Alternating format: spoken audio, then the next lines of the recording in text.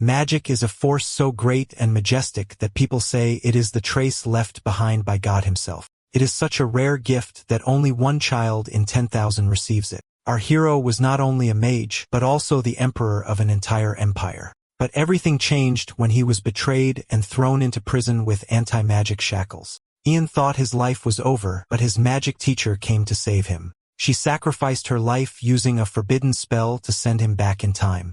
However, things did not go according to plan. And instead of returning to his body 10 years ago, our hero ended up in the body of a bastard from a noble family that disappeared 100 years ago. What's more, he is about to be traded as a hostage to a barbarian clan. Now Ian must reclaim his lost throne using his wits, cunning, knowledge of the future, and, of course, his powerful magic.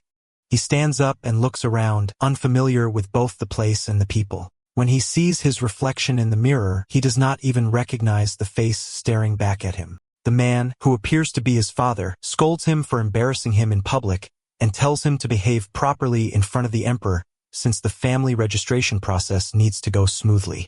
Seeing our boy's blank and puzzled face, the man hands him an imperial edict. He explains that he has not shown it before because our hero cannot read. The MC still cannot fully grasp what is happening, but then his eyes catch the date written on the paper. And with a wave of shock, he realizes that he has somehow returned to a time nearly 100 years earlier. Our boy barely has time to react when his stepbrother snatches the letter straight from his hands while pointing out that he does not even know how to read it. Before our hero can say anything, his father, the Count Durgabrak, steps in and warns him not to let them down.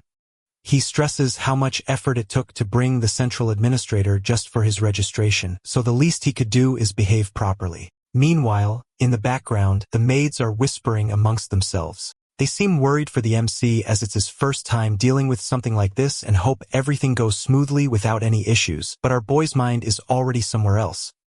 He is still trying to process everything that has changed from the unfamiliar year he has landed in to the imperial emblem he does not recognize and even the unfamiliar face staring back at him from the mirror. Still, deep down, he is almost certain this mess has something to do with Nom space-time magic. Later, when everyone settles around the dining table, our hero eats quietly, but it's impossible to ignore the eyes on him as his stepbrother and stepmother watch his every move. After being locked up and starved for so long, he has forgotten how to eat with grace. And it shows. Surprisingly, Molin, their guest, comments positively on his table manners, catching everyone off guard.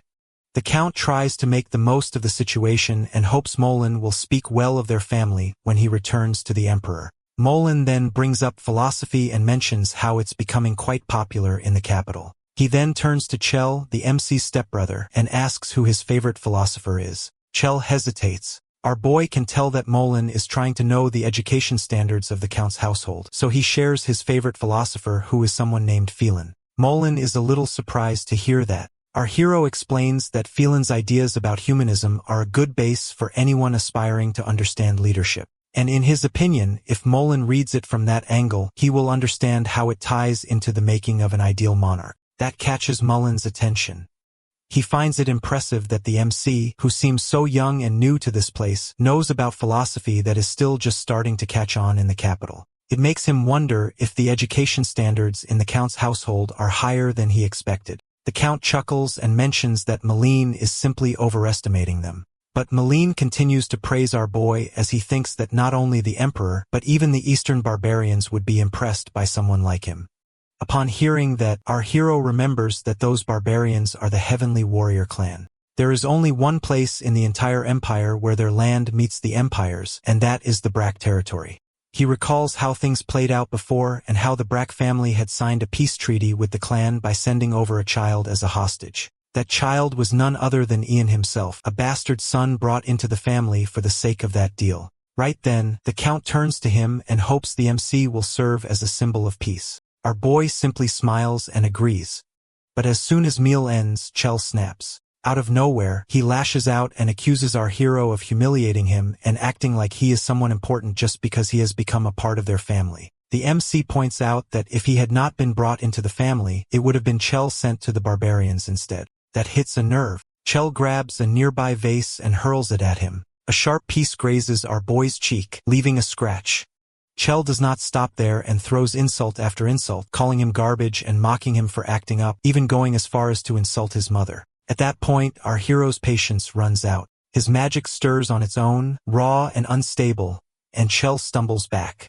The MC gives him a cold warning that age does not excuse everything, and if he keeps running his mouth, he will lose more than just his pride. Chell backs off as he is shaken. Just then, Malene opens the door and invites them for refreshments, but he freezes when he catches a glimpse of our boy's magic.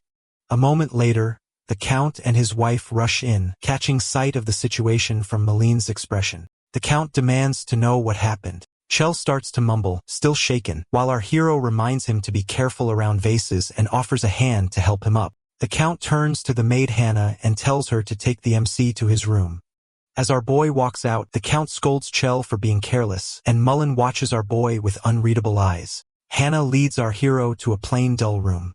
As they enter, she asks if he has a letter for his mother. He looks confused, so she explains that he used to cry every day and begged her to let him send a letter since he was not allowed to go outside. Upon hearing that, he realizes that the boy whose body he is in was being held like a prisoner, kept away from the outside world to prevent escape. He then assures her he won't cry anymore, but Hannah surprises him by suddenly begging for food. Her younger siblings are starving according to her, and they only eat when he gives up his meals. She pleads with him to show mercy. He agrees, but on one condition. She must help him later if he asks. She nods without hesitation, thanks him, and leaves. Now alone in the room, he finally lets himself relax. He is drained already. The space-time magic should have returned him to where the spell was cast, but instead, it has thrown him much farther into the past and even to a completely different location. And to make things worse, he is stuck in a body that does not belong to him. He needs answers, and the only lead he has is what now mentioned about the Ministry of Magic in the Imperial Palace. One way or another, he plans to get there. He then decides to give magic a try just to see if the body he is now in is capable of using it. To his surprise, it actually works. What makes it even stranger is that he has ended up in a rare kind of body, one that can use magic naturally. And on top of that, the boy's name is Ian too, just like him. A little while later, there is a knock at the door as Hannah has brought him his meal. He tells her to leave it at the door, and once she is gone, he steps out to pick it up. Right away, he notices that part of the meal is missing. It's clear Hannah helped herself to a small portion as her usual fee. Even so, what is left feels way too little to be filling. That is when he remembers that during lunch earlier, there was not any gula on the menu. Gula is a plant full of nutrients, and it's considered one of Burial Empire staple foods. People used to avoid it because of the poisonous seeds and treated it like an annoying weed. But once someone figured out how to safely prepare it, the number of deaths from starvation dropped by a huge margin. Our hero knows that this discovery won't happen for another 50 years or so. He starts thinking that if he can share that knowledge early, maybe he can help prevent the Empire's future famines altogether. Not long after, he is called to the Count's office. There, the Count tells him about a banquet that's scheduled in a few days with some important guests from the central region who will be attending. Our boy promises to behave and not cause any problems for the family. The Count then tosses a pouch filled with coins toward him and tells him it's money sent by his mother along with a letter. Since the MC cannot read, he is told to ask his tutor to read it for him. The Count also promises that if he performs well, he might be allowed to see his mother's face before leaving for training. Then a servant appears and calls for the Count, who exits the room. Left alone, our hero starts feeling a bit sorry for the boy whose body he now has control over. As he looks around the office, he notices some documents lying on the desk. He picks them up and begins reading. One of the papers mentions a second account book, and right away, he realizes that the Count has been secretly pocketing tax money that should have gone to the central government. He realizes that must be why Malene traveled all the way from the capital to this place. Just then, the Count returns. Our boy freezes for a second, thinking he is about to get caught snooping. But before anything happens, the lights suddenly go out as his magic activates without him even trying. The servant who has returned with the Count assumes the lights just went bad and moves to light a candle. But while doing so, he trips over something, and the papers he was carrying scatter across the floor. The Count tells him to pick them up, but then senses someone else in the room. He opens the curtains and sees the MC standing there. His eyes fall on the coin pouch in his hand and the papers still on the desk. He asks our hero what he has been doing there all this time. The MC simply replies that the Count never told him to leave. The Count then tells him that the Heavenly Warrior tribe has requested a letter with his signature. He wants him to send letters to them every now and then as he finds them troublesome to deal with otherwise. He adds that our hero's tutor will handle the content and he just has to copy it. After that, our boy is dismissed. As he leaves the office, something keeps bothering him. He thinks about the reason for the mother to send a letter written on such an expensive paper if the boy cannot even read. He then reads the letter, which talks about how she is doing fine, thanks to the count. She asks about his health, tells him to treat Chell kindly and try to be his friend. There is also a request she has made. This confirms the MC's suspicions that something is off, and he gets determined to get to the bottom of it quickly. 2 days later, guests arrived for the dinner. They are 2 men named Dronzer and Mage. At the dining table, Mullen compliments our hero on his outfit. Our boy replies that he has been looking forward to this event and is genuinely curious about life in the capital. Mage then asks him what exactly he is curious about. Our boy shares that he wants to understand more about how capable people from the capital really are and asks about the kind of food they eat there. Dronzer tells him that the food in the capital is not anything fancy, and it's just like in the countryside where wealthy people eat well while others eat what they can afford. He adds that it would be interesting to see some new types of dishes being introduced. The MC suggests that maybe things people usually consider inedible could be turned into something special. After all, he thinks there is no real ranking when it comes to things from nature, and anything that helps fill empty stomachs should be appreciated. Mage points out that our hero sounds a lot like the second prince, Yahello. That name sticks with our boy as he remembers how that prince from history led magicians in a rebellion, which eventually failed. Now he starts to wonder if these 3 are secretly supporters of the prince. While he knows getting close to traitors won't do much good, he figures he might still be able to use them for his own benefit. After the meal, Malene asks the Count for permission to have a private talk with our boy while getting some air. The Count is surprised but agrees and even decides to send Chell along.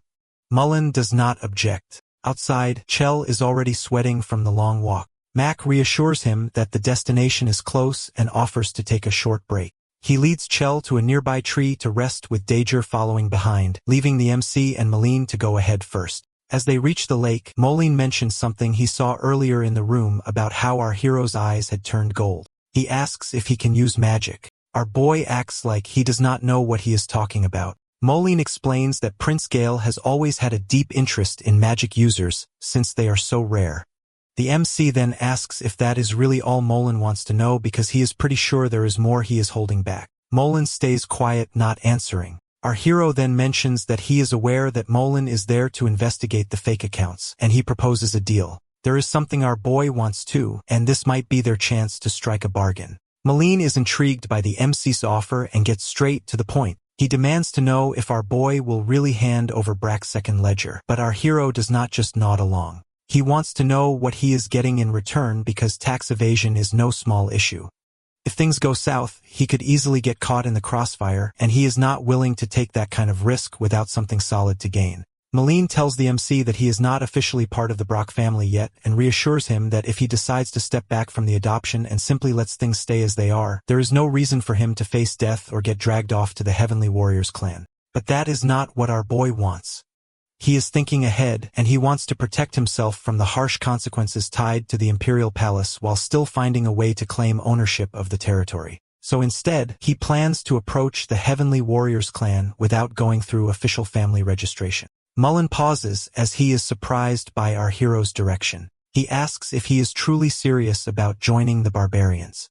Our boy is. He knows once Mullen reports Brock's embezzlement, the first person the Count will suspect will be him, especially because he has been close with Mullen. That is why he is aiming to align himself with the Heavenly Warriors, as they have never had good ties with the Brock family or the Imperial Palace, which makes them a good option for support. Not to mention, being one of the strongest warrior clans, they are a powerful ally to have.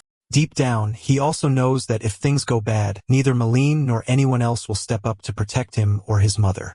Malene goes quiet for a moment as he did not expect such a sharp and bold answer from the MC. After a short pause, he excuses himself to go check on Chell, who still has not shown up. Our boy knows that his response must have hit harder than Malene thought, but he does not stop him as he has other things to take care of. As Malin turns to leave, our hero tells him that he will stay a bit longer. Malin suggests that he take a moment to look around his hometown before leaving for good. That makes the MC think back to the time when the Brock family began to fall apart. Given his current position, He cannot even go near the imperial palace, so he decides he might as well make the most of this opportunity. His goal is clear. Win over the Heavenly Warriors clan, use the second ledger to contribute to the Count's downfall, and use that momentum to push himself further into the palace. He then spots a cloaked figure nearby. He approaches and realizes it's his mother. She is there because Hannah passed along our boy's message and told her to wait. She checks on him and asks if he is alright. He tells her that he is doing fine and that he received everything she sent. Then he apologizes for not keeping in touch more often, pulls out a pouch of gold coins, and asks if she was the one who sent them. She shakes her head as there is no way she could have saved up that much. He hands it over anyway and tells her to start preparing to leave and plans to pass on the details about timing through Hannah.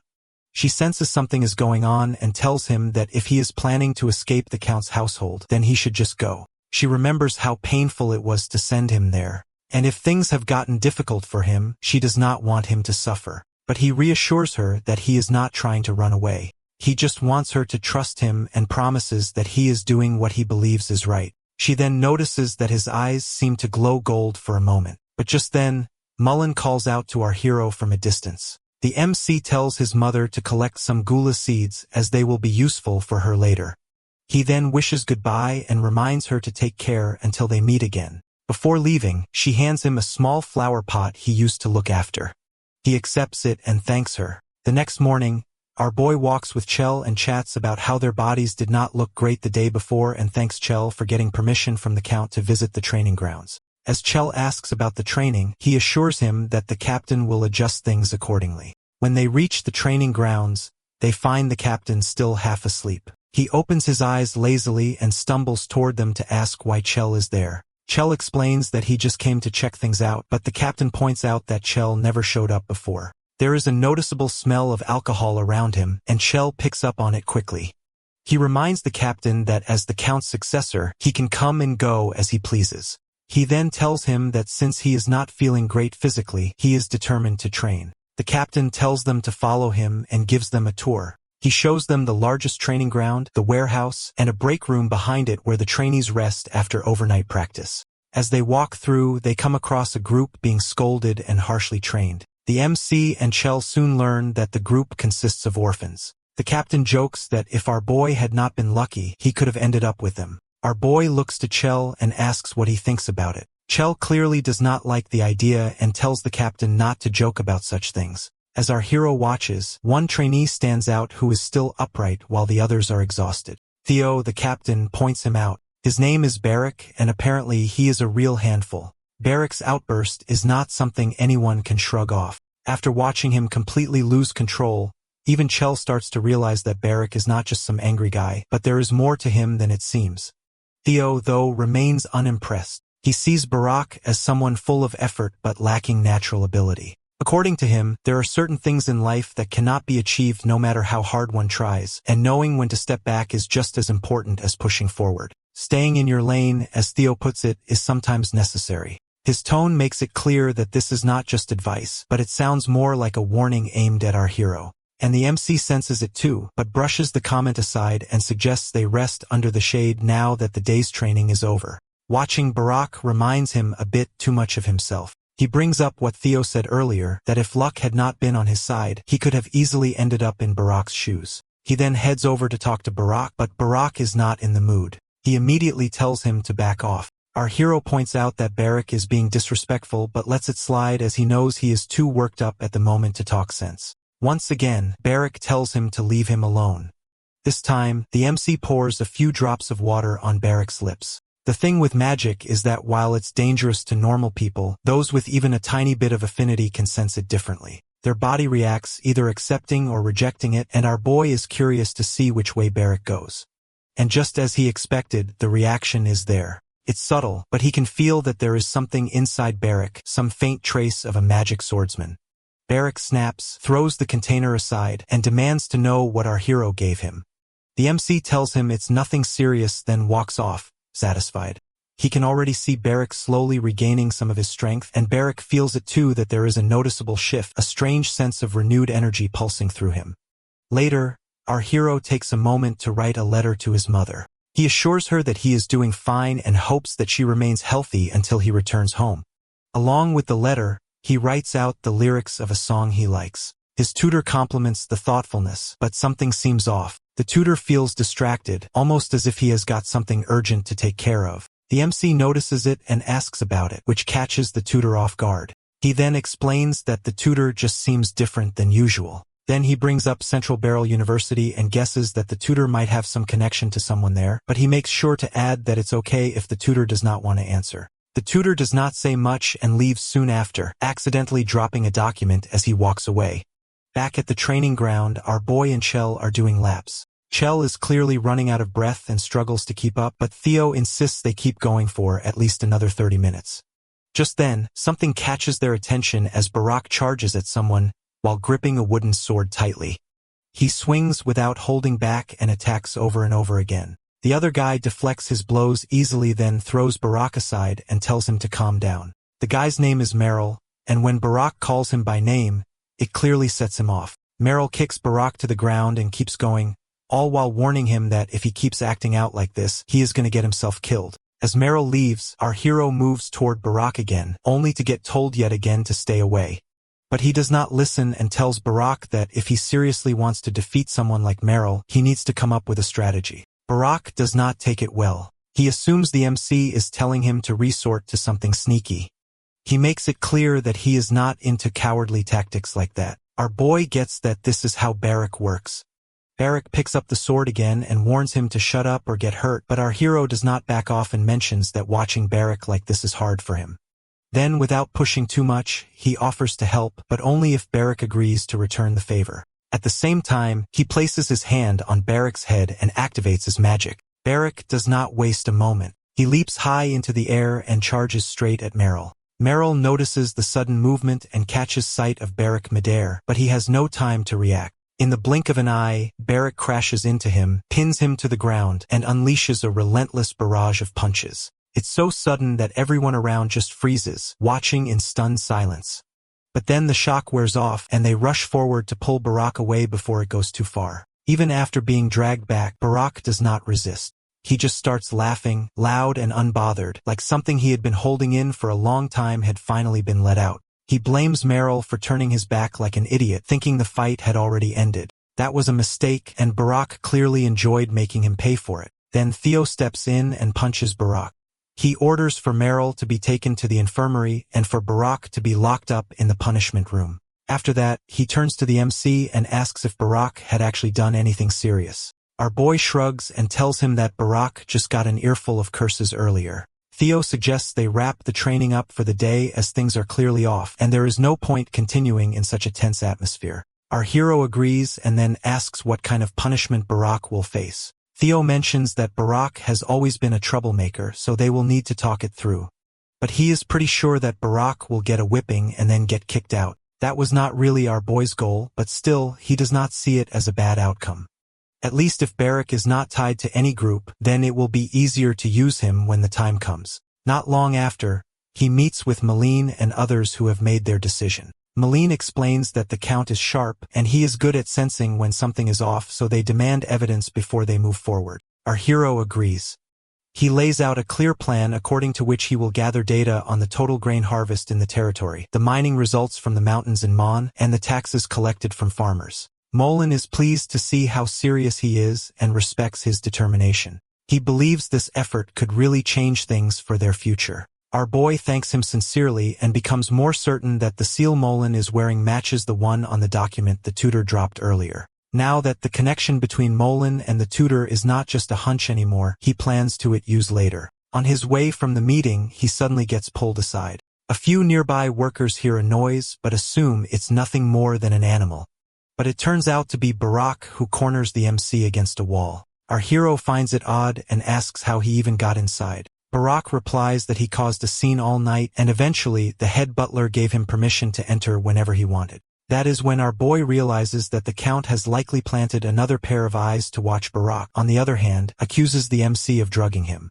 He finds it odd that every time they met, his body felt strange, and he refuses to fight anyone by using such underhanded methods. Our hero just smirks and points out that Barak has spirit but not much sense. He tells him that the water Barak drank was not anything special, but it came from the usual supply. and after that he only placed a light hand on Barrack's head. He hints that he knows exactly what Barrack is really curious about, but before saying anything more, he wants him to keep quiet about his golden eyes. The moment Barrack sees our boy's eyes, he flinches and backs away, clearly shaken. The MC tells him that he is not done yet. As for his last condition, he wants Barrack to stick by him as his bodyguard. In return, he promises to help him unlock and control the hidden power inside him. Barrack looks confused, having no idea what our hero is talking about. Our boy asks if he has ever heard of a magic swordsman. Barrack shakes his head, then the MC asks about magic in general. Still no. So our hero starts explaining that in their world, only a small number of people can resonate with their own soul, and that is what they call magic. He can see that Barrack has that potential, but that same potential is also blocking his energy, which means all the physical training he has done has not really helped him. He thinks what Barrack needs is to connect the energy of his body and soul. Before he can finish, Barrack gets excited. He does not wait for the rest. He just wants to start and asks our boy to give the command. The MC, though, wants him to think it through as the journey won't be easy. It will mean crossing borders and leaving everything behind, but Barrett is not worried as he has nothing, no home, no family. Our hero warns him again that he could die, but Barrack insists that if he does not follow our boy, he will starve to death anyway. The MC likes his answer, and their deal is sealed. To our hero, Barrack is reckless, headstrong, and persistent, and that makes him perfect for the path of a magic swordsman. There is a saying that the best of them are always a little strange. They don't back down, never waste a chance to strike, and don't fear death. And a fighter who does not fear death is someone no one wants to face. With that, their magic contract is complete. The next day, the Count is in the middle of lecturing our hero. But halfway through, he notices our boy's attention is elsewhere. The MC indeed is not listening, but his gaze is fixed on the ring on the Count's finger. He has noticed something odd. The Count, for instance, does not seem to care much about jewelry, yet he always wears that particular ring, which does not look anything like a wedding band either. Most rings made from expensive stones are cut to shine and sparkle, crafted in a way that catches the light and screams wealth. But this one is shaped dull and almost flat. That is when he becomes sure that it is not meant for show, but that ring probably serves a specific purpose. Just then, a quiet sound reaches his ears. It's faint but familiar, the same sort of noise he heard back in the Count's office near the drawer. His gaze lingers longer than it should, and the Count picks up on it. He snaps him out of his thoughts and reminds him to focus on the meal. Our hero apologizes and tries to look normal. Changing the subject, the Count asks him about a new friend he has made. The MC tells him about Barrack, how they met during training and quickly got along. But then he adds that because of the trouble Barrack caused, he thought that he might not be allowed to meet him again. But to his surprise, the Count let him keep seeing Barrack. When the Count asks what exactly happened, our boy shares that Barrack hit someone. His stepmother reacts sharply as she is not happy about her stepson making friends like that. But surprisingly, the Count does not seem too bothered. He tells our hero that he does not care who his friends are, but he makes it clear that he does care about the MC studies. Then he gives him a firm warning that if he will not master reading and writing in a month, the Count will blame Barrack for the distraction and have him executed. Meanwhile, over in the garden, our boy's tutor is quietly meeting with Malin. As their conversation wraps up, our hero shows up and tells the teacher he was actually looking for him. The teacher tries to brush the meeting off as just a casual talk, but the MC had seen them talking for quite a while, and it did not look casual to him at all. He points out that the Brack territory is far from the capital, and the Emperor's control there is limited, which causes constant tension with the Central Powers. Then he threatens the tutor about the consequences if the Count found out that a civil servant from the capital was secretly meeting a private tutor behind the mansion. The teacher gets nervous instantly and asks our boy to just pretend he saw nothing. Our hero agrees, but not for free. He wants the teacher to keep the Count distracted in the garden for at least 30 minutes the next day, and that is not all. Since the teacher knows quite a bit about deserts, he wants him to bring a map of the desert and data on the climate during late spring. He leaves the rest of the details up to the teacher, trusting that he will be able to handle it. After all, the man is not dumb. The teacher, clearly shaken, nods and leaves quietly. That night, the MC starts working on the idea stuck in his head. Using magic, he tries to recreate an image of the Count's ring, going off the rough size he remembers from the Count's hand. It's obviously not easy, as getting the diameter right is one thing and drawing it properly is another. But he puts together a rough sketch and hands it to Hannah. Hannah immediately recognizes that the jewel looks exactly like the one the Count always wears. She even remembers how he never wears a wedding band, just this particular ring. At one point, he even said that he was not fond of diamonds, but it's strange that this ring is definitely diamond, and it's fully cut and has a strange unique color. She used to stare at it often, trying to understand why it felt different. That makes our boy think harder. He knows that it's weird to make a key from a diamond unless there is a reason for it. Then it hits him that diamonds don't conduct electricity. And if the drawer in the Count's office is locked with some kind of mechanism, something electrical is involved. That would explain why the ring's material matters so much. He thanks Hannah for helping him figure this out, then tells her to ask a carpenter to make a copy of the ring based on his sketch. But this time, he wants the ring to be made of wood with the top layer covered in rubber. The following day, as planned, the teacher leads the Count out to the garden to keep him engaged in conversation. Our hero hides nearby, making sure things are going according to plan. Once everything is clear, he turns to Hannah and asks for the wooden ring. He inspects it and is genuinely impressed to see it turned out better than he expected. He thinks the carpenter must be really skilled. He hands Hannah a few coins and tells her to use them for her siblings' meals.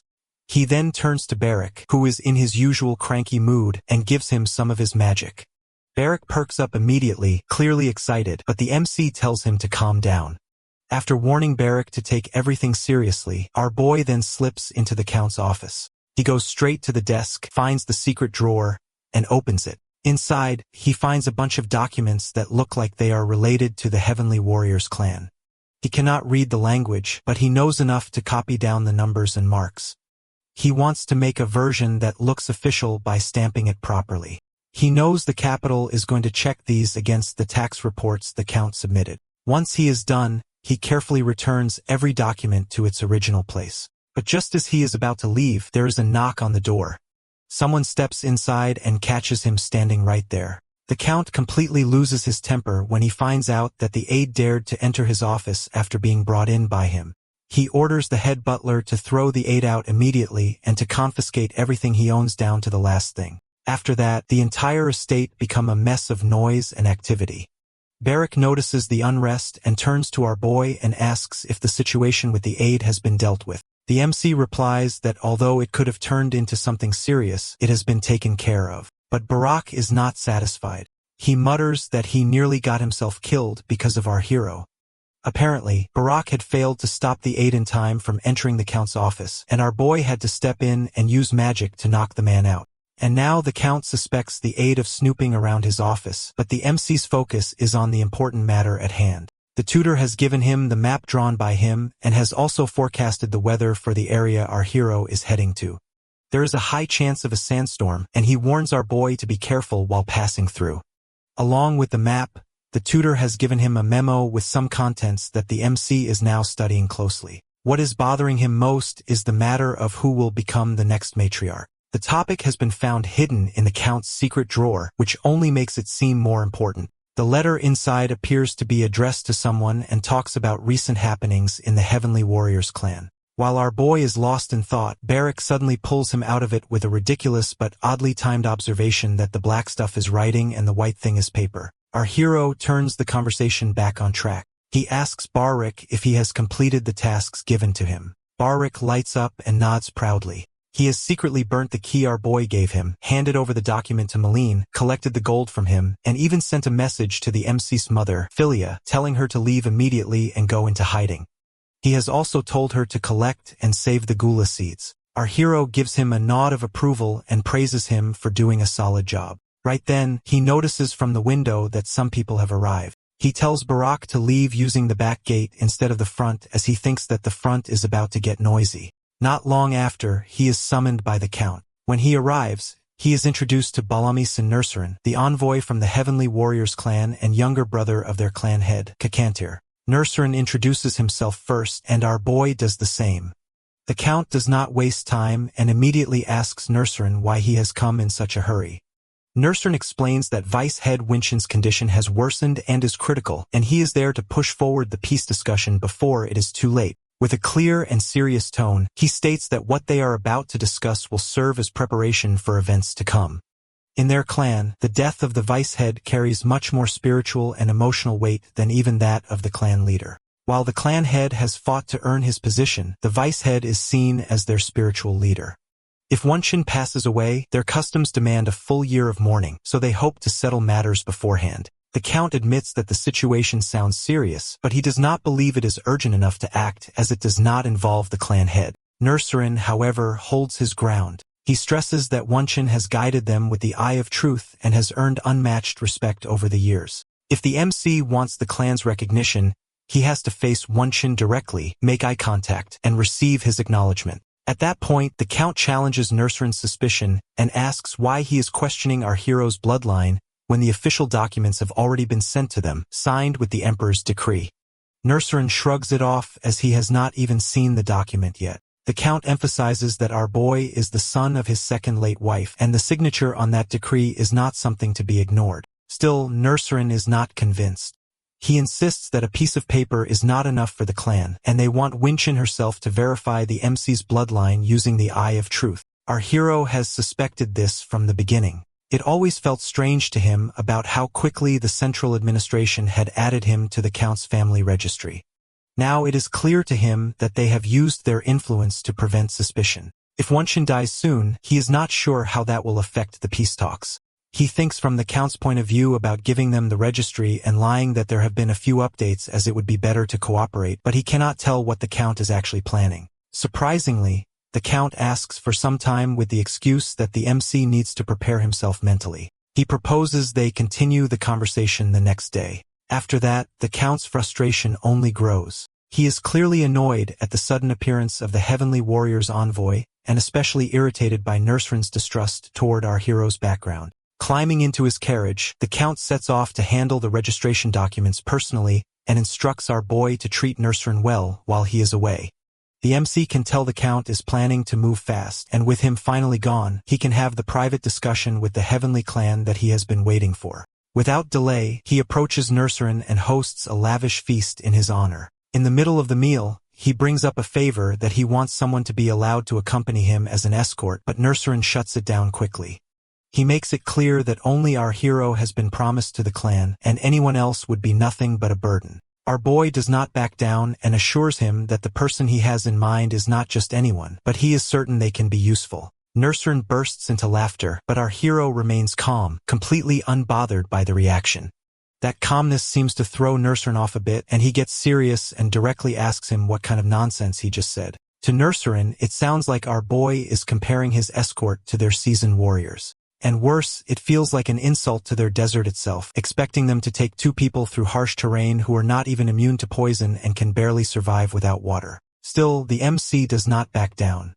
He tells Nurserin that he knows what he is worried about and reassures him that the person he is talking about will be of real use. He believes they are capable, just not particularly bright. But even so, he promises Nurserin that neither he nor his escort will cause any problems. Nurserin finally agrees, but only on one condition. Our hero's chosen escort must win a fight against one of his own clan members. Not long after, they gather outside. The youngest member of the clan, Su, is picked to go up against Barak. Barak is not pleased in the slightest. He is annoyed that he has to fight a kid, and on top of that, there is not even a single person who has shown up to watch the match, which makes it even more frustrating. Our boy, however, warns him to stay alert. He tells Barak not to underestimate his opponent, or he might end up regretting it. Judging by how empty the area is, he realizes that the warriors are basically showing their opinion that the fight is not even worth watching without saying a word. Meanwhile, Nurserin watches quietly from one of the castle windows.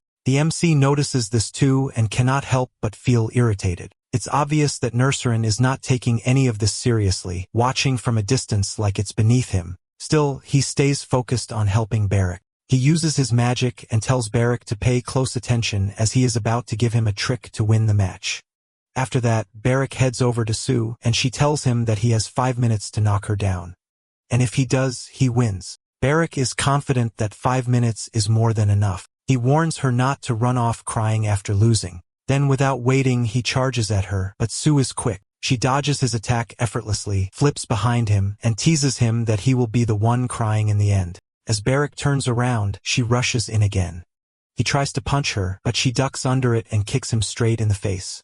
She laughs at how slow and dull his movements are, but Barak is not ready to call it quits just yet. From the side, our hero watches everything unfold. It's clear to him that Barak is getting beaten badly, and he is not even close to winning.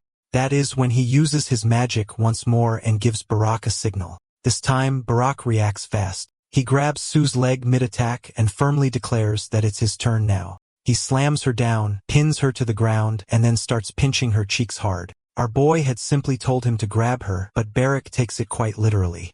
Poor Sue ends up with burn marks on her cheeks from Barak's magic enhanced grip. The MC tells her that he will give her something to get rid of the marks later after she officially accepts defeat and goes to report their victory. Though he thinks the mark does not look so bad, and it actually makes her stand out in a way. Sue, clearly annoyed and done with the whole thing, accepts defeat and demands that Barak get off her already.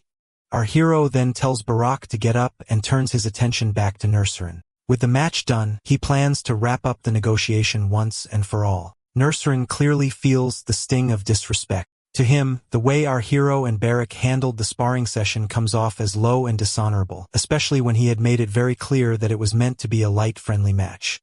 Our boy offers an apology and explains that he honestly believes it's better for Sue to deal with a few burn marks than to end up with cuts or scars on her face from Barak's attack. But Nurserin does not take it lightly. He assumes the MC is mocking him and trying to make a fool out of him. Our hero tells him to just look at Sue and imagine what would have happened if the burn had been replaced by the actual blow. Nurserin watches him for a second, then lets out a laugh. He admits that our boy clearly has more nerve than he expected. In the end, he agrees to let Barak come along with them to the desert. The MC thanks him, but Sue does not take it well. She is absolutely fuming and demands some medicine to get rid of the burn marks and, right in front of everyone, declares war on Barak once they are in the desert. The very next day, the Count meets privately with Nurserin and tells him that he is ready to agree to the requests made earlier and adds that the peace ceremony will be held in a week. There won't be any major arrangements, though, since time is short. Nurserin respectfully thanks the Count on behalf of the heavenly warriors. The Count tells him to pass along his support to their clan chief, and with God's blessing, their agreement is settled. 1 week goes by and the long-awaited day of the ceremony finally arrives. Just before our boy leaves, Hannah hugs him tightly. She tells him to come back safe and sound as her brother is already looking forward to making something special for his birthday, so he has to return no matter what. He tells her to leave the Count's estate after he is gone. He knows it won't be easy for her, but he believes it will be better for her in the long run. Before they part, he also thanks her sincerely for everything she has done for him until then. After that, he gets ready to leave the estate. He is done with this place for good. There is nothing holding him back now, and he is finally ready to head to the Heavenly Warriors clan. Later on, he and the Count arrive to meet Kikantir, the head of the clan. Kikantir greets them properly. The Count introduces himself and moves straight to the formal agreement. After discussing it, he takes out a homogeneity potion, the same kind their Brack family uses to confirm bloodline. Our hero and the Count both drop their blood into it following the usual procedure. Meanwhile, Nurserin leans in and whispers something to Kikantir. After listening, Kikantir tells the Count that their clan will need Vice Head Wenchen to confirm our boy's lineage instead. The Count does not say much, but inwardly he sees through them. To him, it's obvious that they trust the word of an old shaman over a tested potion. He sees them as primitive but does not argue. He simply tells Kikantir to do whatever he thinks is right. Kikantir then cuts his own hand and drops blood, marking the agreement as official from their side. After that, the Count spends a few final moments with our boy. He reminds him to always remember the reason he is still alive. Then, without saying much else, the Count leaves. Soon after, the MC and the group begin their journey. The heat is intense, and Barak keeps sipping water as they make their way through the desert. While they travel, our hero keeps in touch with Nurserin, giving updates based on the path his tutor had laid out for him earlier. Eventually, they reach the castle. As soon as they arrive, the people there rush out to greet them. Everyone scrambles to bring water and prepare food for the guests. A man spots our boy and recognizes him right away, saying that the blonde guy is clearly him as the redhead. Barak looks like he might be trouble. Kikantir checks on Wenchen's condition and hears that she is doing a bit better. He then leads our boy personally to meet her. Inside, Kikantir begins explaining the situation to Wenchen. The two speak in a language that the MC does not understand. Seeing this, Kakentir takes a moment to explain to him that Wonchen is not feeling well, and she uses the heavenly warrior dialect, which is different from the common tongue. So he takes it on himself to translate for our hero. He tells him that Winshan wants to see for herself whether our boy is worthy and asks him to come closer. As the MC steps forward, Winshan suddenly grabs his hand and looks straight at him. She asks whether our hero is there by the will of God. Our boy tells Winshin who he is, and after hearing that, Winshin asks whether he carries the blood of Durga Brock and if his presence stands for peace. The MC agrees to both. There is a short pause, and then Winshin slowly lets go of his hand. She then turns to Kakentir and says something to him. Once their exchange ends, Kakentir takes our hero and leaves. As soon as they step outside, Kakentir gives instructions to his men to prepare rooms for both the MC and Barak. Then turning back to our hero, he informs him about a welcome-back celebration planned for later that night. After Kakentir heads off, Barak hurries over to our boy, curious and eager to know what was said. The MC tells him about the celebration dinner, and Barak immediately lights up. Night eventually arrives, and the celebration dinner begins in full swing. Kakentir asks our hero and Barak whether they had a comfortable rest. Both of them thank him politely, and Kakentir offers them a place beside him. While speaking, Kakentir compliments our boy for the detailed map of the desert he had prepared. He then adds that anything the MC offers is as good as Barak himself giving it directly to the heavenly warriors and asks if they can use the map for their own needs. Arbois agrees, and Kakentir compliments the fact that the Count did well in raising at least one of his sons properly. The MC's eyes then wander to Kakentir's ear, where he notices an earring shaped like a leaf. He starts to wonder if it's a guret leaf. From what he has heard, guret is a powerful stimulant mainly used by the heavenly warriors and is said to be even more effective when taken by regular soldiers. The Count, being the kind of person he is, had apparently pulled a few tricks to get his hands on it. Our hero recalls the time when the Count handed him a coin pouch along with a letter from his mother. That letter mentioned the very same leaf. According to what was written, she had heard that the heavenly warriors smoked garret leaves instead of cigars and wanted him to secretly bring some for her. Back then, he had found the letter strange right away. It was too perfectly written for someone who could not even read, and it did not match the tone or language of a commoner. It soon became clear to him that the Count had used her as a convenient excuse, and if something went wrong, the blame could easily be pinned on her. Kakentir suddenly pulls him back from his thoughts with a sharp warning. He tells him clearly that if he wants to stay safe in the desert, he must not show even the slightest interest in the garret leaf. It's strictly reserved for soldiers who are heading into battle, and no questions or curiosity about it will be tolerated. Our boy nods and replies that he understands. Deep down, however, he realizes that Kakentir is sharp and observant. A thought crosses his mind that if the contraband garret leaves could be used the right way, they could even be the key to breaking the treaty between the Count and the heavenly warriors. While he is thinking, he notices a man staring at him. He turns to Sue and asks who the man is. She tells him that the man's name is Boomart, a relative of Nurserin and also the cousin of his second stepmother. In addition, Boomart is in charge of food supplies. The MC finds the way Boomart keeps watching him a bit too intense and starts feeling uneasy. Just then, a man suddenly rushes into the hall and whispers something into Kakentir's ear. Without wasting a second, Kakentir gets up and quickly leaves. Sue tells our hero that Wonchen has had another seizure and the person who came in is actually a physician. She also adds that everyone is beginning to believe Winchen's time is running out. Our boy asks if there is truly no treatment available. She replies that there is possibly one way, but she does not know if it's actually possible. The treatment involves a rare flower called silisk, which is said to bloom forever, though its existence is uncertain. Hearing the name, the MC suddenly remembers a flower pot his mother once gave him, the same one the boy Ian used to care for as a child. The next morning, the desert camp is in complete uproar. News has spread fast that Wonchen has been unconscious the entire night. Tension fills the air as people begin urging Kakentir to take action and send more teams to search for the Selask flower, but not everyone agrees. Some are reluctant as they point out that the ones who were sent earlier have not come back yet, and a few suggest that they wait a little longer and see what happens. At that moment, Nurserin brings our hero inside and informs Kakentir that he might have an idea about the Selask. Kakentir, however, tells our boy to return because it's not his place to step in. The MC asks if the flower they are looking for happens to be red. Kakentir looks at him with curiosity and asks if he has seen it before. Our hero replies that he is not completely sure, but he has seen a flower that looks very similar back in the Brack territory. But before saying anything further, he makes a request. He explains that Brack is part of the Great Burial, and the Imperial Palace is already aware of Brack's alliance with them. His presence here, he adds, is in line with the will of the royal family. So he asks to be treated with guaranteed safety and respect, not just as someone from Brack, but as a guest of the Burial Empire. Kakantar can clearly tell that our hero is trying to trade his own life in exchange for Winchance, and he does not like the idea one bit. In a tone that sounds more like a threat than a question, he asks our boy whether he really believes the Empire would even bother sending an army for someone like him if he were to die there. The MC replies that he honestly does not know whether the army would show up or not, but what he does know for certain is that his death would not go unnoticed. He explains that the soul of the Imperial Palace passed down over generations now resides within him. And although he was born from Dirgebrack's flesh, his soul belongs to the palace. Kakantar finds the claim amusing. He lets out a dry laugh and mentions that it's exactly because of people like our hero that their god has brought Wunshin into their lives. He then takes our boy and leads him straight to Wunshin's room.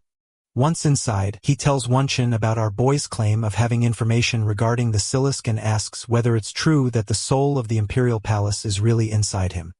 Wunshin activates the Eye of Truth to check for herself. As soon as she looks at him, her breathing becomes labored and rough, and after a few seconds, she collapses on the spot. The MC turns to Kakantar and tells him that the Silisk is in his room. Kakantar quickly gives the order to search our hero's room and look for a red flower. Barrack, watching all of this unfold, starts getting nervous. Seeing everyone worked up like this makes him uneasy, so he asks our boy if they should quietly slip away.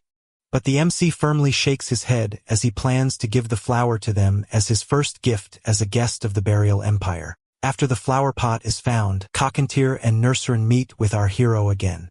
This time, Kakantar speaks as the head of his clan and expresses genuine gratitude toward him.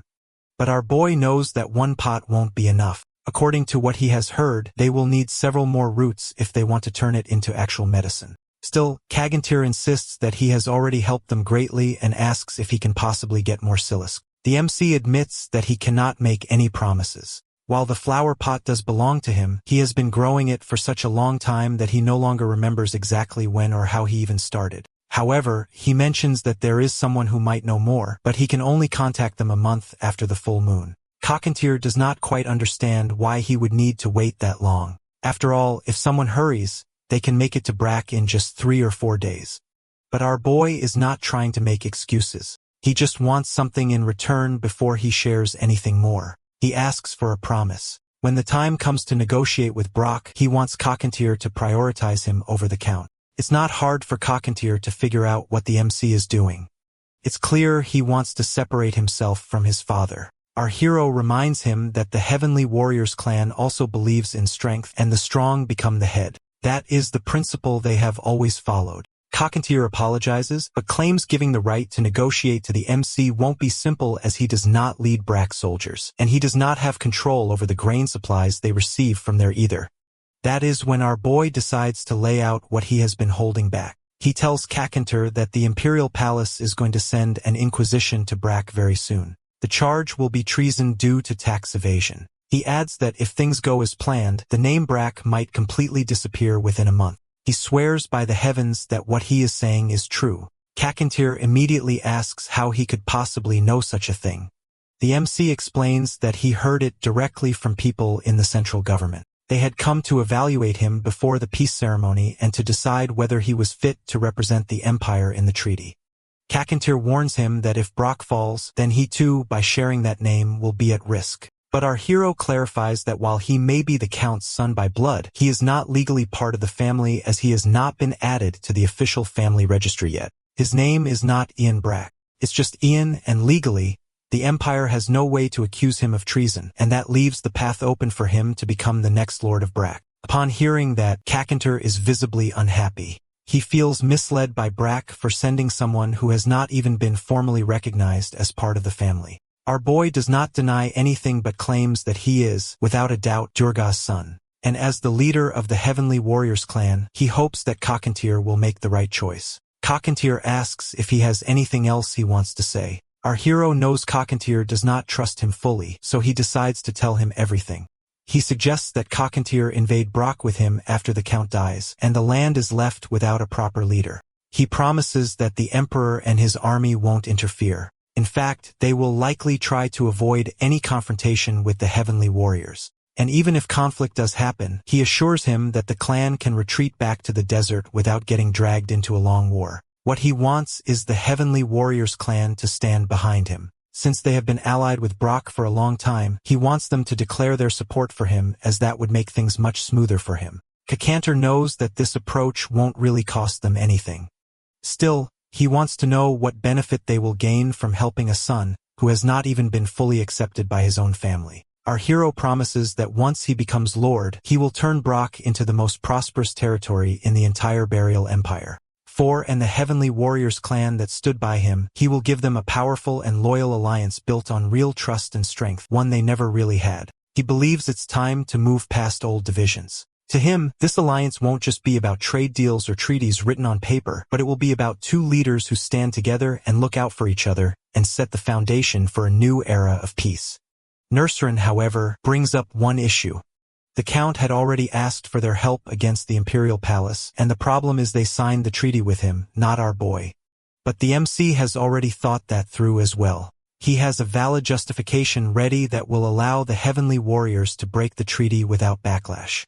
Our boy explains that the Count had secretly told him to bring back Gerrit Leaves when he returns to the estate on his birthday next year.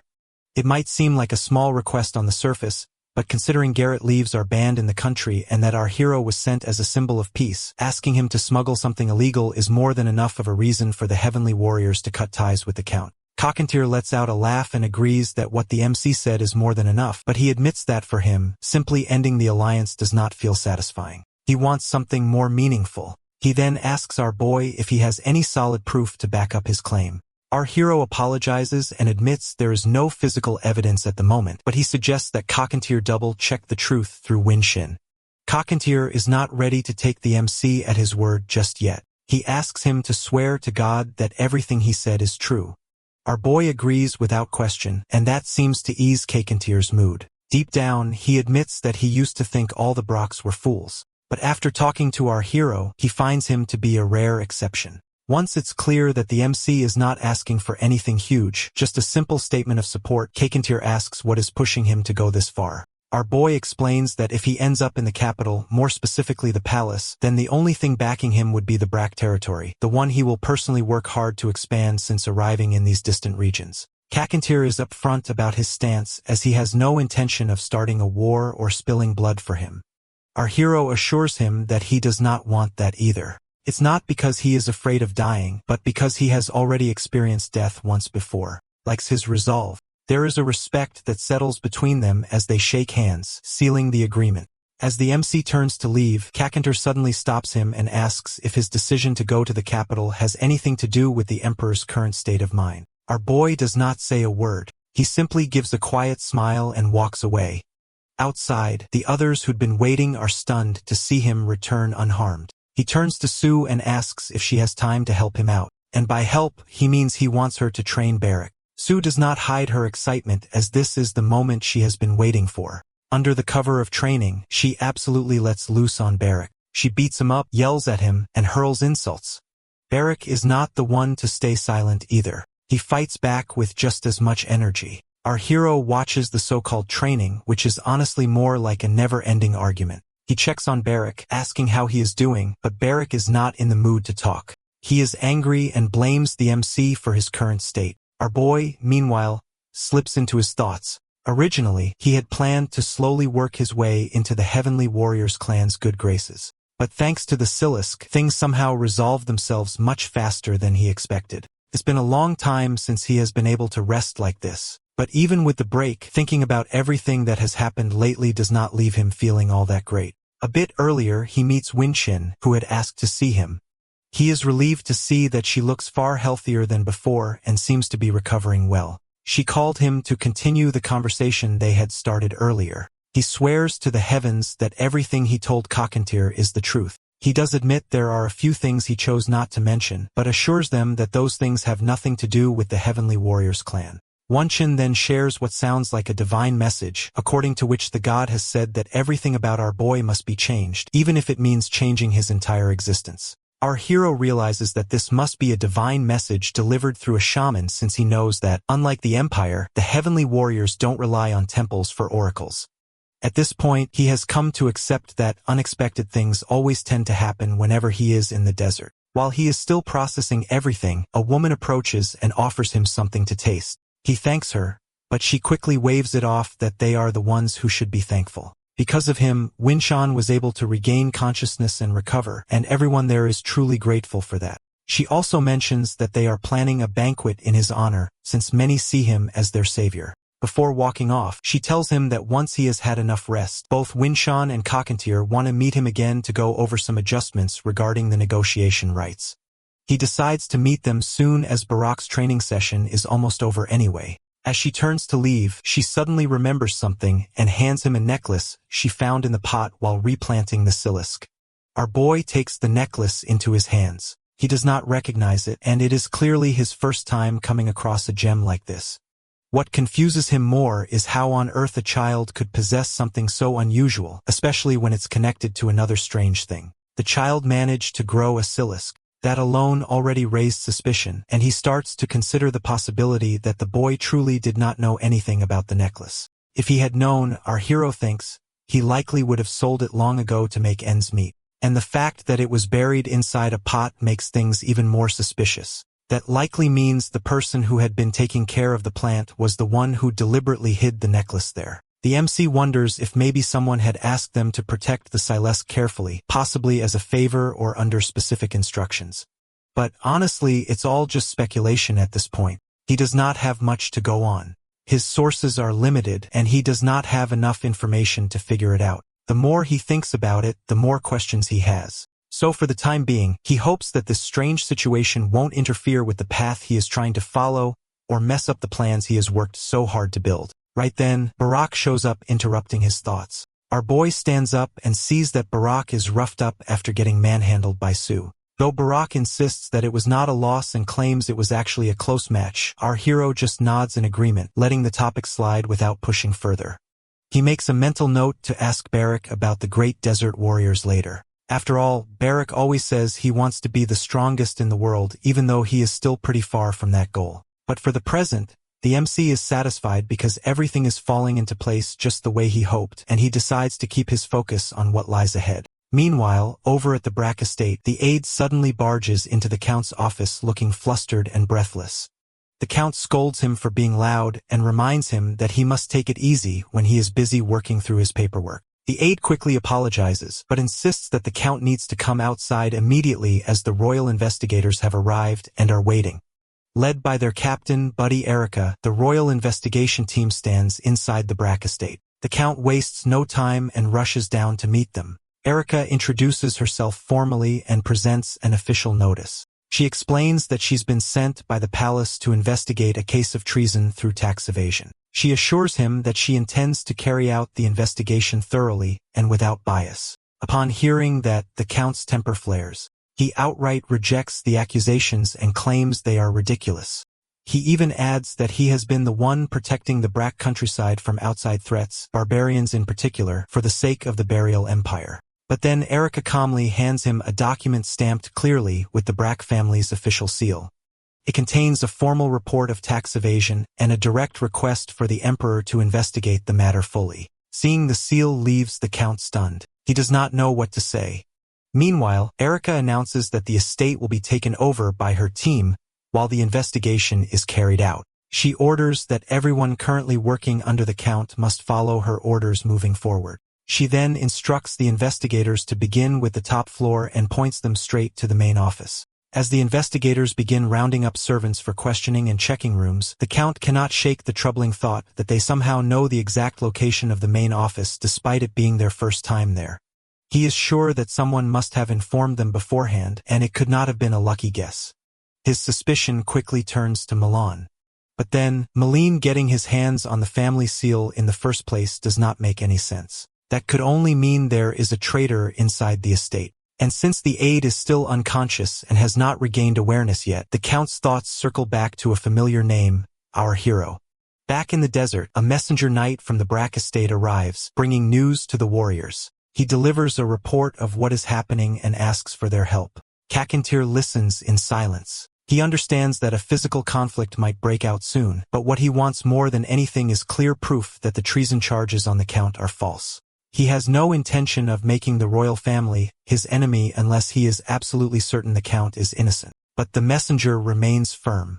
He insists that the Count will prove his innocence without a doubt, and he is even willing to offer up the life of his beloved son, our boy, to do it. Kakantir laughs, surprising the knight. He then quickly apologizes and promises they will catch up with the rest of the group shortly. Before leaving, the knight brings up the topic of what they should do about the MC. Kakantir responds without much concern. He tells the knight they are free to handle that however they see fit. He personally does not want the blood of a warrior who once lived among them on their hands. So whatever happens, he does not want it to be under his command. The knight then shares that the Count has already given orders, and if this situation arises, he is prepared to act. Kakantir nods and sends word to bring our boy in. When he arrives, Kakantir introduces the knight to him as someone sent to take his life. Our hero, unsurprisingly, does not look shocked because he expected this. The knight, however, is confused. It does not make sense to him why Kakantir would speak of the MC so respectfully, especially if he is supposed to be a target.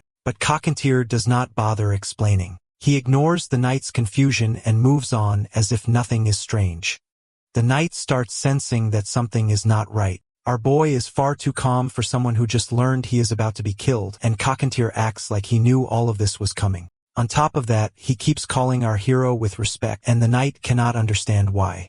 He starts wondering if there is some kind of alliance forming between them, but he shakes the thought away and decides to focus on the mission to complete. He draws his sword, preparing to strike. But just as he does, Barak jumps in time and blocks the blow. Our hero stands quietly behind him, unfazed, waiting calmly, ready to let the knight go through Barak first if he truly intends to kill him.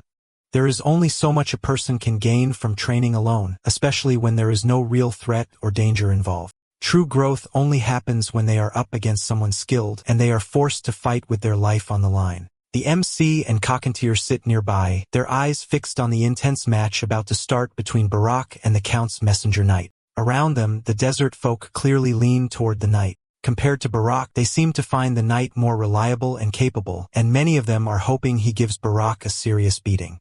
The knight, meanwhile, does not like being treated like some kind of street performer or a gladiator put on display for the amusement of what he considers a bunch of uncultured barbarians. Before the fight begins, Barak tells the knight not to go too hard on him, but he himself plans to give it everything he has got. Once the fight kicks off, Barak rushes and starts attacking. The knight accuses him of being reckless and charging in like a rabid dog with no sense, but Barak does not take offense. In fact, he grins and takes it as a compliment, pushing forward without any hesitation.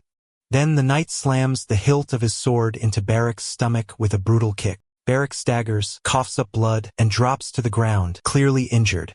Seeing a chance to end the fight, the knight moves in for the finishing blow.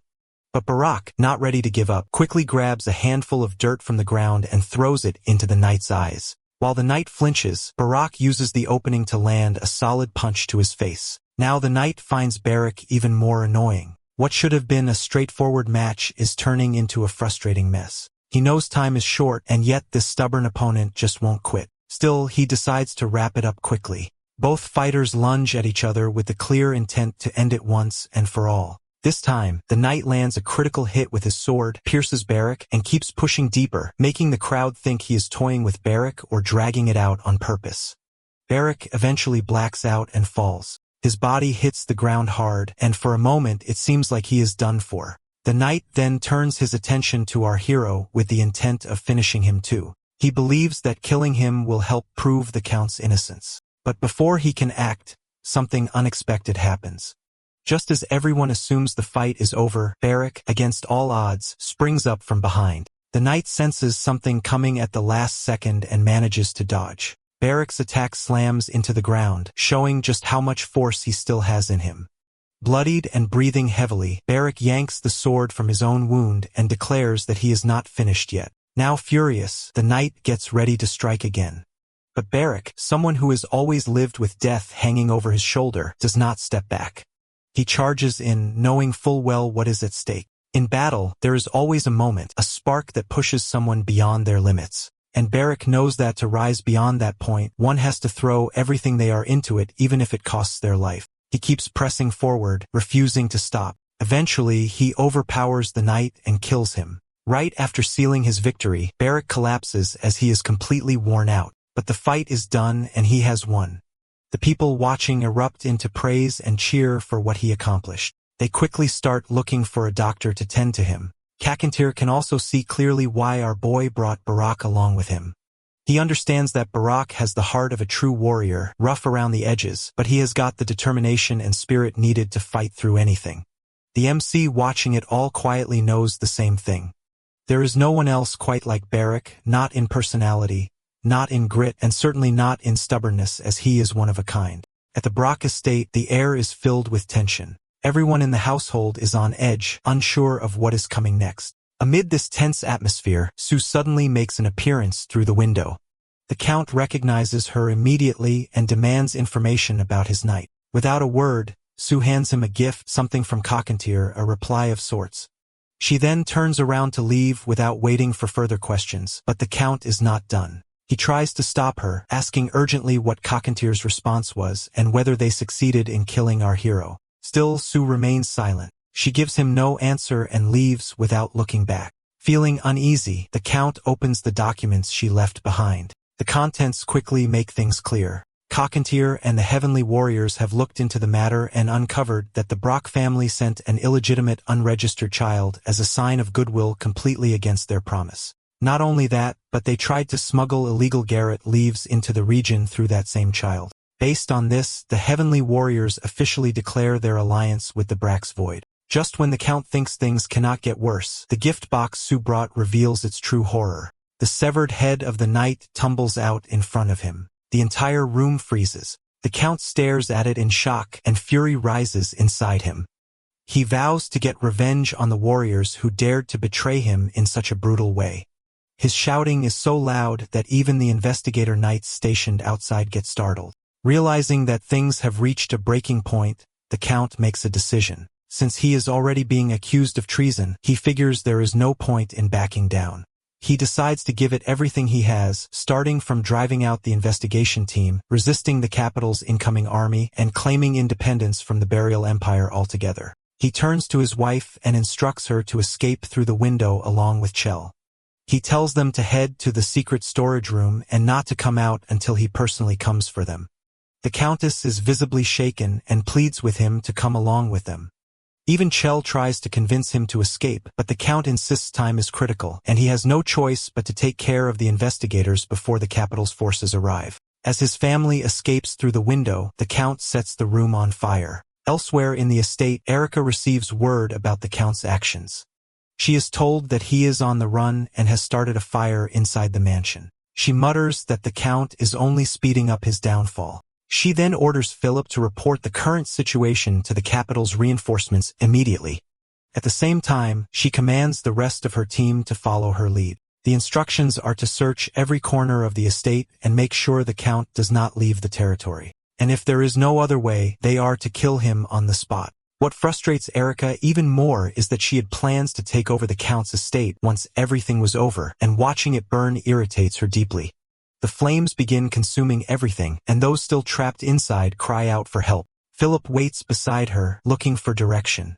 She tells him to begin putting out the fire, but reminds him that their main focus must remain on capturing the Count. Some of the team are ordered to stay back and deal with the fire, while the rest are told to search outside the mansion for any sign of the Count. Meanwhile, the Count rides swiftly on horseback. Just before the mansion was fully taken over, he sent out 3 letters through his butler. One was addressed to the Heavenly Warriors, another to the first Prince Margrave, and a third letter to an unknown person. The Count then brings his horse to a stop and begins shouting for Theo. When Theo appears, he explains the situation.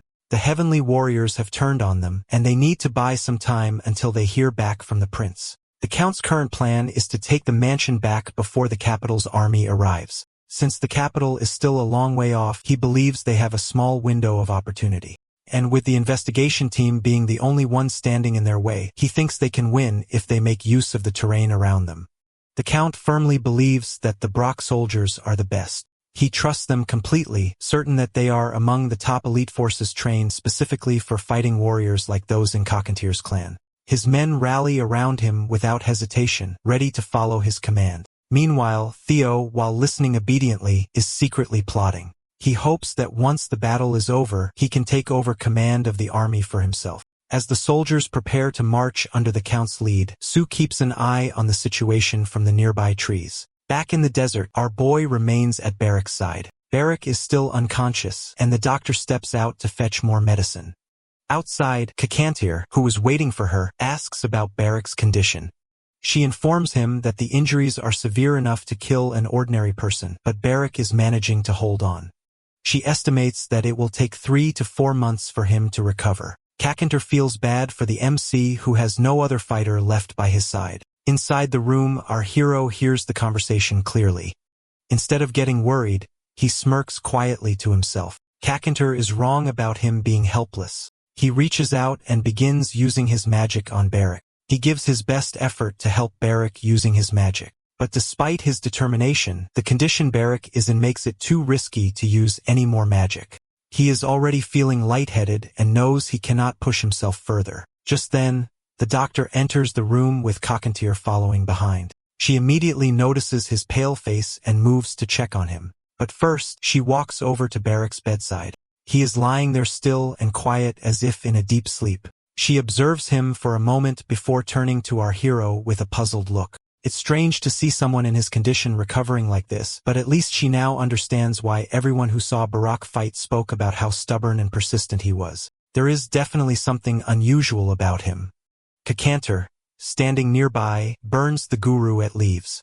He mutters that he regrets not bringing more along with him, as he had not expected Barrick to be injured this badly. Still, he hands one of the leaves to the MC and tells him how the heavenly warriors use these leaves to avoid death, though he is unsure whether it will have the same effect on someone from outside the clan. After all, this is the first time they have allowed an outsider to use it. Our boy quietly accepts the leaf, eats it, and thanks Cockatier sincerely. He is surprised by how willing Cockatier has been to share something so important with him. It's not just about the leaf, it's about trust, and that realization touches him more than he expected. Cockatier then updates him on the latest news he has received from Sue and tells him that his hunch was correct. The Count has been backed into a corner and is now busy gathering his forces, and there is no sign of the Central Army yet. Our hero knows that they will need more information soon. Without knowing the number of troops the capital has or how many investigators are still active, they won't be able to come up with a solid strategy. Cockatier advises him to get some rest as he reassures him they still have a few days to prepare. Before the MC knows it, sleep begins to overtake him, and the doctor quietly makes sure he is comfortable, pulling the blanket over both him and Barrick. Around dawn, our boy wakes up. The room is dark, and everything seems quiet. Barrick is still asleep beside him, not showing any signs of waking up, but our hero cannot shake the feeling that something is off. Despite how kind the heavenly warriors have been, he is surprised that they have even gone so far as to offer him their sacred garret leaf. Then he suddenly senses a dangerous presence. A chilling, murderous intent seems to be seeping into the room. He reaches for the dagger placed on the side table. Before he can prepare himself, the door bursts open and a masked man charges inside. Our boy is caught off guard by this sudden intruder, and his dagger flies out of his hand during the struggle. The masked man, on the other hand, wastes no time and grabs our hero by the throat, choking him with unrestrained fury.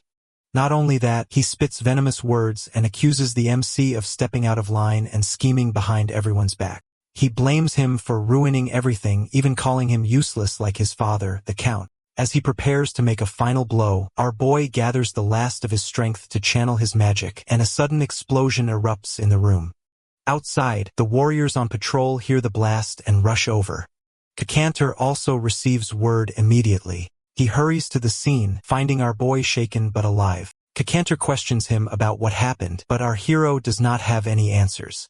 He truly has no idea who the attacker was or how the explosion even came to be. Cockatier quickly orders his men to secure the area and identify the one responsible for attacking their guest. At the same time, he cannot help but wonder how our hero managed to fend off the attacker and what exactly triggered the explosion. One of the warriors checks the attacker and tells Cockatier that he should see the intruder himself. When Cockatier looks, he is stunned. The attacker is revealed to be Bumart. Cockatier orders that Bumart be taken to the prison and declares that he will personally interrogate him first thing in the morning. The next morning arrives, and Bumart is jolted awake by a splash of cold water to the face. He opens his eyes to find Cockatier, the MC, and others in front of him. Cockatier gets straight to the point and asks him if he really attacked our boy. Beaumont does not deny it. Instead, he asks Cockatier to cut off his arm and stop questioning him if he still considers him a part of the family. He also warns Cockatier to stay cautious of our hero and claims that the MC possesses strange powers. He goes on to describe how our boy's eyes turned golden, and right after that, a mysterious explosion took place. To him, it's all proof that he is a suspicious person. Cockatier listens silently, but our boy knows what is going on. He realizes that Beaumont is dodging the real question and trying to shift the attention onto him. He begins to suspect that Beaumont is playing for time, trying to survive this and plan something later. With that thought, he politely asks Cockatier for permission to speak. Once granted, he shares what happened during the attack. He explains that Beaumont mentioned the Count's name and called his proposal to Cockatier a scheme. From his tone and actions, it seemed like Beaumont was desperate to stop the alliance. This makes him wonder whether Beaumont has made some secret deal with the Count. Just then, something else comes to mind. He recalls the letter that was tucked away in the secret drawer of the Count's office. It was about the successor of the female head of the clan. He then turns to Beaumont and asks whether he was the sender. Before the MC can say anything more, Beaumont suddenly clamps his jaws down on his own tongue. The warriors standing nearby act quickly, rushing to stop him before it's too late. They shove handkerchiefs into his mouth to control the bleeding and keep him from going further. Our boy, on the other hand, brings up that he heard directly from Sue about Beaumont being in charge of all of the food.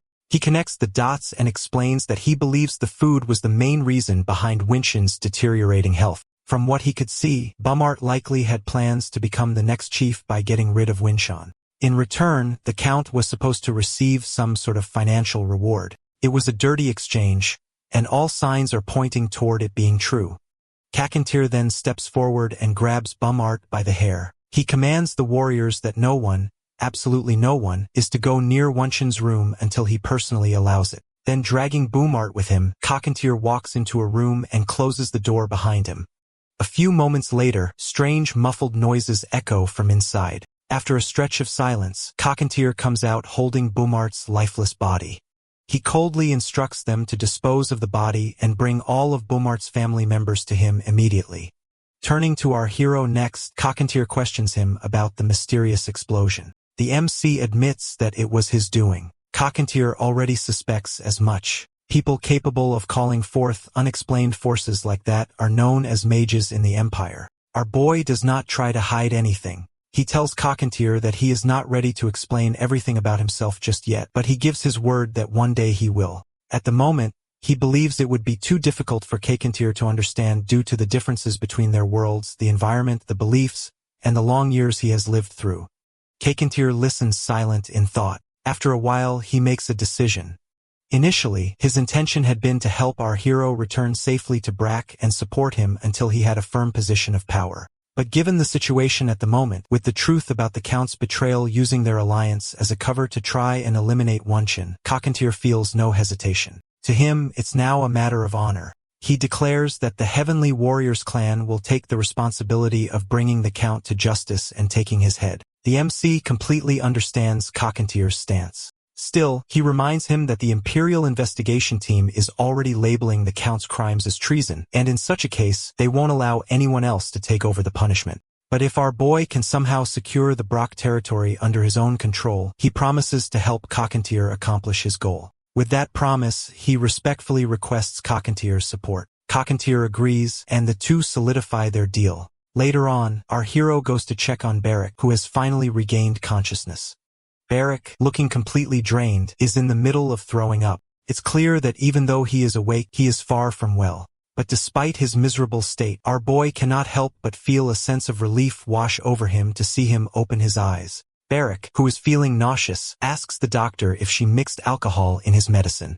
The doctor gets offended and scolds him to stay quiet and lie down. She insists that it's a miracle he is even alive, let alone able to speak. The MC helps him lie back, and while he is doing so, he silently agrees with her that it really is strange.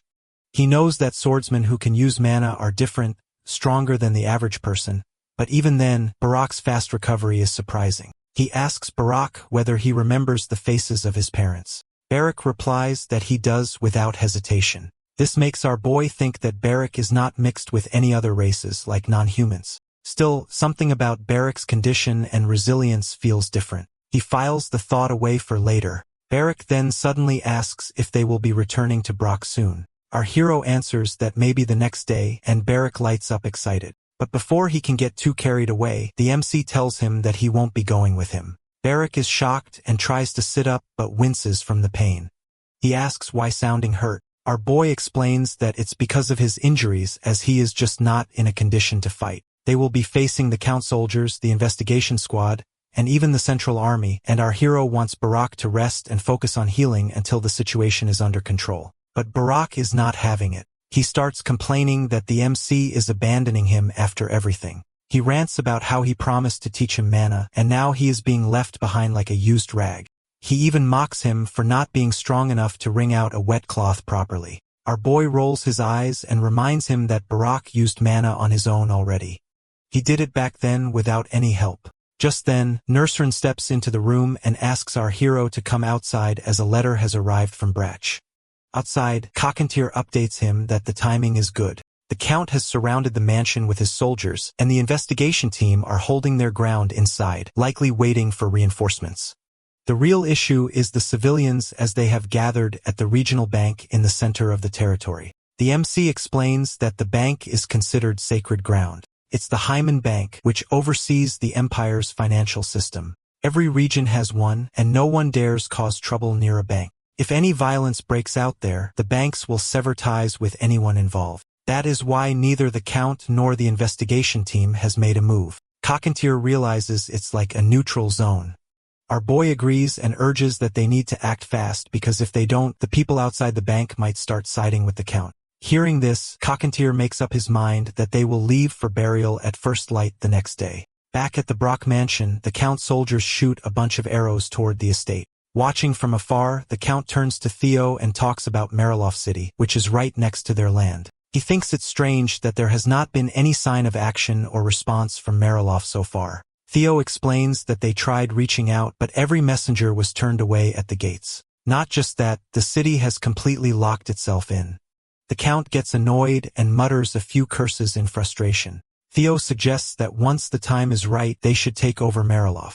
It's mainly a merchant city after all, with a few soldiers and lacking any proper defense or manpower. But just as they are in the middle of that conversation, the sharp sound of a horn rings out across the area, and the Central Army can be seen on their way. The Count yells out orders to his soldiers and tells them to block the bridge. He wants to stop them from stepping foot onto the estate. Meanwhile, in Portlow City, things are spiraling out of control. Outside the Hyman Bank, a crowd of desperate civilians has gathered, yelling and banging at the gate, begging to be let in. They are in a panic because rumors have spread that the Central Army are killing people at the mansion, and fear is setting in fast. The people are so scared that they start fighting amongst themselves just to be the first to get through the doors. Inside a small home nearby, Hannah sits holding her little brother close. The boy, innocent and unaware of the growing tension, points out a hawk flying just outside their window. Not far from there, the heavenly warriors arrive in the city and immediately notice the terrible condition of the streets. Children crying, people fighting over scraps of food. It's worse than anything Cockatier imagined. The MC, however, had expected exactly this and is not surprised. As soon as the citizens spot the warriors, the panic only gets worse. Cries go up, calling them barbarians, and people scatter in fear. Mugarin, one of the warriors, is enraged by the insult, but Cockatier keeps him calm and tells him not to lose focus. He points out a small child ahead and warns the warriors not to let any harm come to the boy.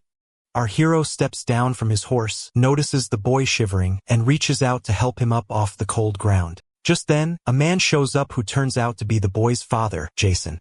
He recognizes our hero immediately. It turns out Jason used to work at the back of the Count's mansion, taking care of the horses in the stables. The MC remembers him too, and he is relieved to see Jason still alive. They exchange a few quick words, updating each other on the current mess. As our boy walks away, another man approaches Jason, and Jason shares how our hero had promised that the heavenly warriors would help them.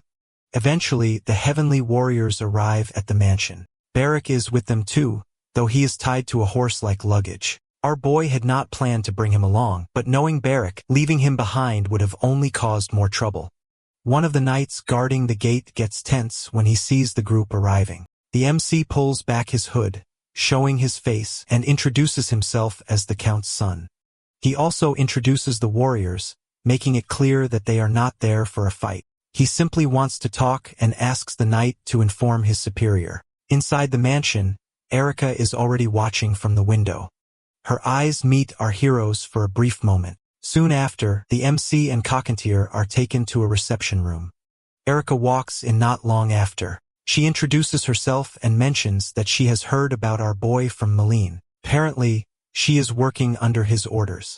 Our hero asks her about what is going on outside. Erica replies that things are under control, though they have hit a small snag. They have already confirmed the tax evasion charges, but the Count's knights have been difficult, dragging things out longer than expected.